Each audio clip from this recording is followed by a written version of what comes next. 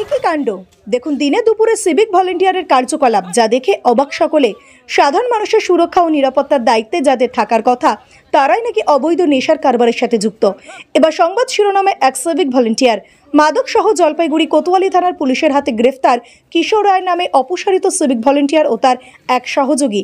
জানা গিয়েছে বৃহস্পতিবার বিকেলে জলপাইগুড়ি শহর সংলগ্ন তিস্তা নদীর চরে দুই যুবককে মাদক সেবন করতে দেখে স্থানীয়রা ঘিরে ধরে এবং জিজ্ঞাসাবাদ শুরু করে। তখন এক যুবক নিজেকে সিভিক ভলেন্টিয়ার হিসেবে পরিচয় দেয়। এরপর স্থানীয়রা জলপাইগুড়ি কোতোয়ালি থানায় খবর দেয়। পুলিশ এসে ওই দুজনকে আটক করে এবং তল্লাশি চালিয়ে তাদের কাছ থেকে 1.5 গ্রাম ব্রাউন সুগার ও নেশা করার 93টি ট্যাবলেট উদ্ধার করে। ধৃতদের মধ্যে সিভিক ভলেন্টিয়ার পরিচয় দেওয়া যুবকের দাবি তারা নিজেরা নেশা করার জন্যই ওই মাদক কিনেছিল। থানায় নিয়ে জিজ্ঞাসাবাদের পর দুজনকে পরবর্তীতে গ্রেফতার করা হয়। পুলিশ সূত্রে জানা গিয়েছে ধৃতদের মধ্যে একজনের নাম সমীর মণ্ডল, সে জলপাইগুড়ি শহরের কিংসাহেব ঘাট এলাকার বাসিন্দা। অপরজনের নাম কিশোর রায়, তার বাড়ি বানারহাটের কলাবাড়ি এলাকায়। বানারহাট থানায় সিভিক ভলেন্টিয়ার হিসেবে কর্মরত ছিল এই কিশোর রায়। তার বিরুদ্ধে বেশ কিছু অভিযোগ ওঠায় গত 16 আগস্ট তাকে সিভিকের কাছ থেকে অপসারণ করা হয় বলে জানিয়েছেন জলপাইগুড়ি পুলিশ সুপার উমেশ খান্ডবাহালে। দুজনের বিরুদ্ধে মাদক বিরোধী আইনে মামলা রুজু করা হয়েছে।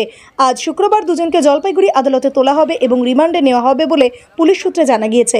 এর আগে আরজিকর কাণ্ড সহ একাধিক ঘটনায় সিভিক ভলেন্টিয়ারদের নাম জড়িয়েছে।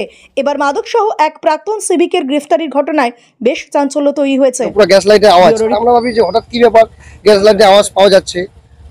আমরা কি করি, তো আমরা ওখানে 2-3 জন মিলে গিয়ে দেখি। আগে আমরা নিচে পুরো সাইড দিয়ে ফাঁকা দিয়ে দেখতেছি যে উনি কি করছে, বসে পুরো বিএস টানছে আর কি। তো যাই হোক, ওনাকে তো ধরা হয়, ওনাকে ধরা জিজ্ঞাসাবাদও করা হয়। উনি কোথার থেকে নিয়েছে সেটাও উনি জিজ্ঞাসা বলেন আর কি। উনি সিভিকে চাকরি করেন সেটাও উনি নিজে মুখ থেকে স্বীকার করেন। ঠিক আছে, ওনার কাছ থেকে বিএসটা পাওয়া গেছে। আর পাশাপাশি আরেকজনকে এখানে নেশার সামগ্রী পাওয়া গেছে।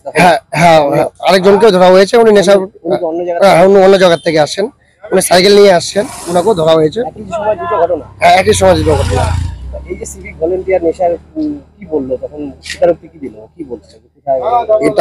এটা তো অ্যাকচুয়ালি এটা উনি যেটা বললো এটা উনি ইয়ে থেকে টাউন ক্লাব থেকে নিয়ে আসছে আর কি, স্টেশন বাজার থেকে উনি নিয়ে আসছে। এটা তো প্রশাসনের ব্যাপার, এখন কি সিদ্ধান্ত নেন। পুলিশ আসছে?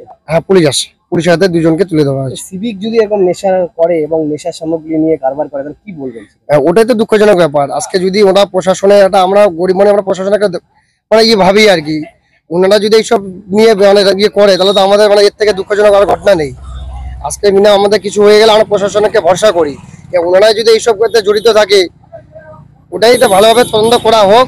এখানে প্রশাসনে জড়িত আছে, উনি নিজে মুখ থেকে স্বীকার করছে, এটা যেন খুব সাজা হয় সেটা আমরাও চাই। আমার নাম শুভঙ্কর তন্ত্র, বালাপাড়া।